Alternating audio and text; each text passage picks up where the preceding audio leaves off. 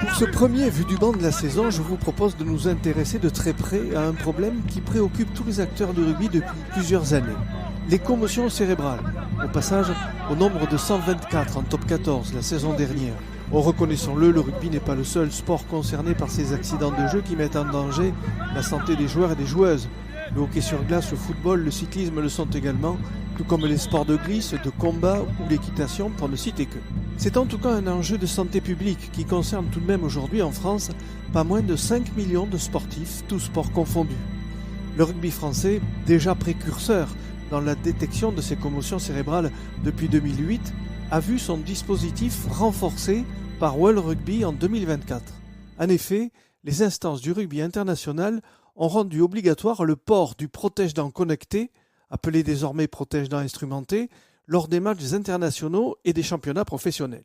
Dans les témoignages recueillis sur le sujet, vous entendrez des acronymes anglais qui définissent les protocoles de la prise en charge de ces commotions. Il y a tout d'abord le HAE, qui veut dire événement d'accélération de la tête, qui correspond à l'alerte en quelque sorte au choc initial subi par la tête, suivi ensuite dès la sortie du joueur ou de la joueuse du protocole HIA par le médecin indépendant qui va quant à lui évaluer la gravité de l'impact et décider si le joueur ou la joueuse sera autorisé à revenir sur le terrain. Le H de HAE et HIA étant, mais je ne vous apprends rien, la première lettre du mot anglais head qui signifie la tête. 3 témoins dans ce premier Vue du banc: Bernard Dufour, médecin à la Ligue nationale de rugby, Julien Pissionne, responsable de l'accompagnement à la performance au sein de la Fédération française de rugby, et Henri Chavancy, jeune retraité du Racing 92. Comment le protège-dents instrumenté fonctionne-t-il et quel est son rôle face au danger de la commotion ? Les précisions de Bernard Dufour, président de la commission médicale de la Ligue nationale de rugby. Comment ça fonctionne? Tout d'abord, il faut savoir que c'est World Rugby qui nous a demandé de mettre en place les protège-dents instrumentés. Donc, c'est un dispositif, c'est un protège-dents qui nous est fourni par une société qui s'appelle la société Prevent, qui est accompagnée d'une puce qui va calculer les accélérations linéaires, donc en G, et en rotation, en radians secondes au carré. Et donc, quand on a une accélération supérieure à 75 G en linéaire et 4500 radians secondes au carré en rotatoire, il faut l'association des deux. On a un signal qui va être transmis au médecin de match. Et ce médecin de match va faire sortir le joueur pour pouvoir l'évaluer. C'est-à-dire, c'est une évaluation qu'il va faire. Ce n'est pas une sortie définitive. Donc, il va faire un test HIA. Voilà, pour savoir s'ils sont en capacité à continuer le jeu. Ça se fait après dans le vestiaire, dans la salle HIA, où là, vous avez un grand écran tactile aussi, c'est là où on peut revoir sur grand écran ce qui s'est passé et montrer aux joueurs aussi, voilà ce qui était arrivé.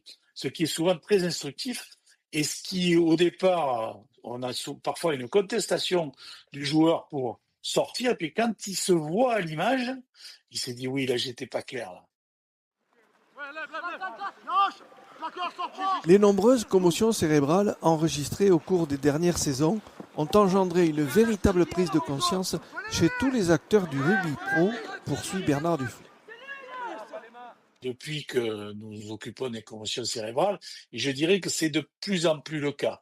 On l'a encore revu dernièrement sur un match, je ne sais plus lequel c'était là, dans ce week-end où on voit les joueurs, même les joueurs adverses, appeler, dire à l'arbitre stop, il faut arrêter, il y a quelqu'un qui va pas bien. On l'a vu 2 fois dans cette dernière journée de championnat. Donc ça a toujours existé, mais c'est totalement indépendant du protège-dents. La vigilance doit être de mise pour tout le monde parce que le médecin indépendant peut être mal positionné par rapport à l'action, il peut avoir quelqu'un, il va avoir d'autres joueurs si ça se situe à l'autre côté du terrain.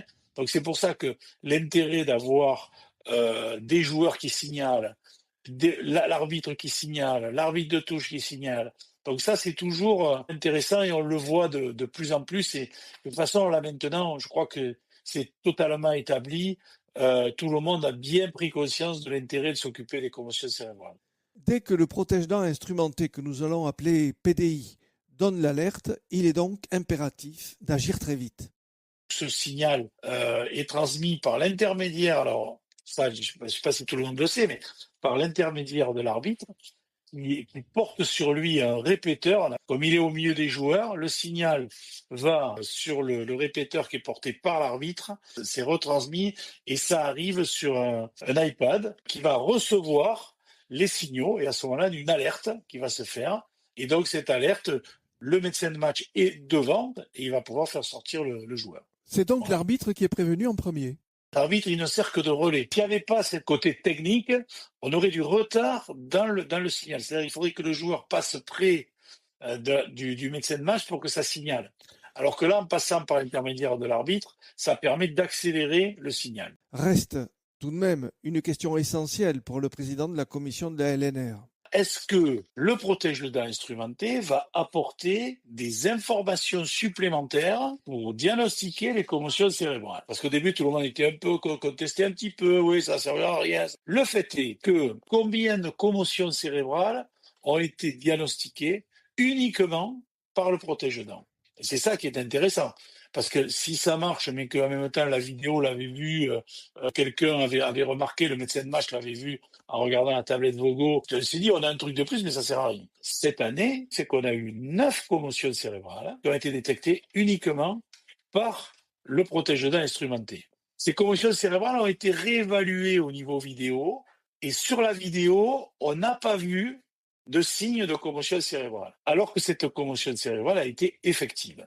Elle a été effective sur le HIA1, qui a été diagnostiqué, et ensuite, elle a été confirmée sur le HIA3, c'est-à-dire par le spécialiste qui a confirmé qu'il y avait bien eu une commotion cérébrale. Donc, on peut dire que 9 commotions qui ne sont pas restées sur le terrain, eh bien, c'est déjà un bon succès. Ça veut dire qu'on ne voyait pas tout avec les systèmes mis en place et que le protège-dents a apporté une sécurité supplémentaire. Le PDI est donc un outil qui permet de lutter efficacement dans la détection des commotions cérébrales, mais son intérêt ne s'arrête pas là, conclut Bernard Dufour. Deuxième intérêt du protège-dents connecté, ça va emmagasiner des données pour évaluer la charge de travail des joueurs. Par exemple, on dit il faut tant de matchs, tant de minutes de jeu, tant de trucs. Mais qu'est-ce qu'on a fait sur le terrain? Il y a des joueurs qui ont fait, qui sont pas restés longtemps, mais qui ont une charge de travail qui est très importante. Il y en a d'autres qui sont restés tout le match et qui n'ont pas eu beaucoup de jeux. Quand on est sur un jeu où ça joue devant et puis ça dépasse pas le 10, le 3 carrés, souvent, il n'a pas fait grand-chose. Donc, en évaluant cette charge de travail, on saura, lui, peut-être qu'il faut le mettre au repos, ou lui, on peut continuer à jouer, et pas avoir une décision uniforme de dire, telle équipe a joué tant de matchs, on arrête, alors que c'est pas logique, c'est pas scientifique. C'est à l'intérieur de l'équipe, il faut savoir quel joueur a beaucoup joué, quelle a été sa charge de travail, et est-ce que lui, vraiment, il a besoin de se reposer. Et ça va nous, et ça, c'est dans le domaine de l'expérimentation actuellement, c'est l'analyse de ces données. Et pour le moment, on en est au stade du recueil des données et d'un début d'analyse. Voilà, avant d'en tirer des conclusions. Mais c'est l'avenir du protège-dents connecté, c'est celui-là. Recoupé avec les informations délivrées par le GPS, le PDI pourrait bien contribuer dans l'avenir à mieux évaluer tout au long de la saison la condition physique du joueur et de permettre ainsi à l'encadrement d'adapter et d'individualiser sa quantité de charge de travail lors des entraînements et même des rencontres, et en prime, de faire pourquoi pas office d'alerte en termes de blessures. On en parle tout de suite avec Julien Pissionne, responsable du département accompagnement à la performance au sein de la FFR. La FFR a équipé 6 équipes de France, féminines et masculines, de protège-dents instrumentés, les moins de 20 ans, les 2 équipes nationales à 7 et les 2 équipes de France à 15, engagées dans le tournoi, les tournées et les Coupes du Monde. Tout d'abord, Julien Pissionne revient sur le process mis en place avec les 6 équipes de France que nous venons d'identifier.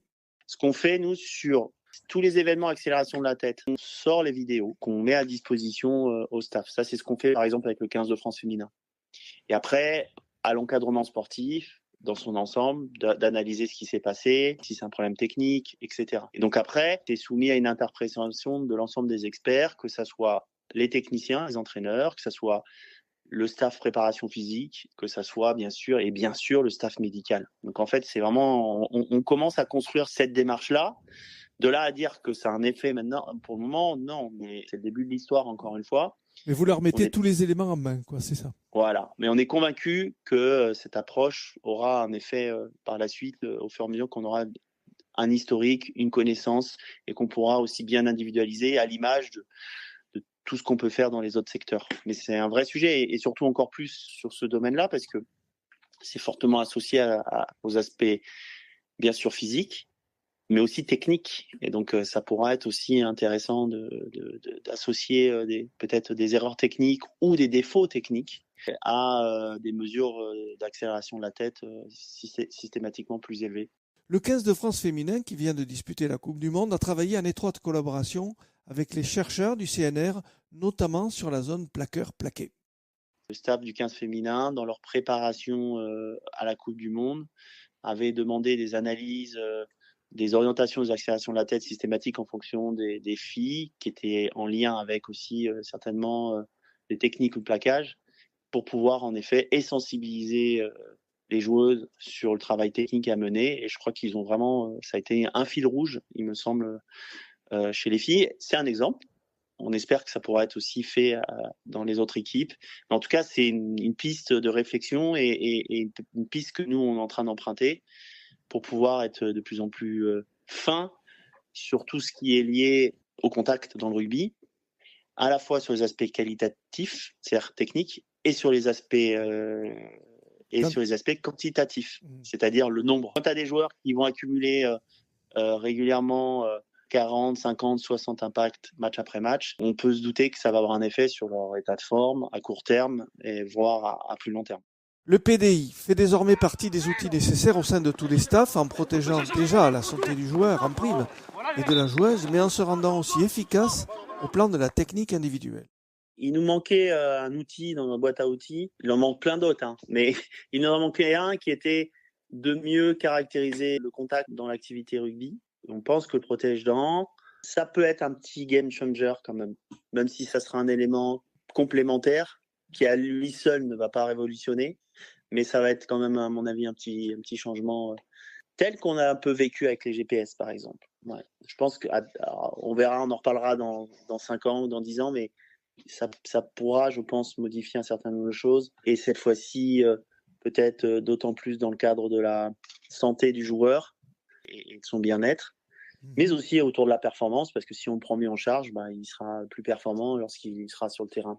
À l'heure actuelle, on a lancé 2 projets de thèse de sciences sur ce sujet-là, avec toujours la même dynamique de doctorants qui bossent pour nous, qui nous permettent justement de produire toutes ces analyses, j'ai envie de dire, au quotidien.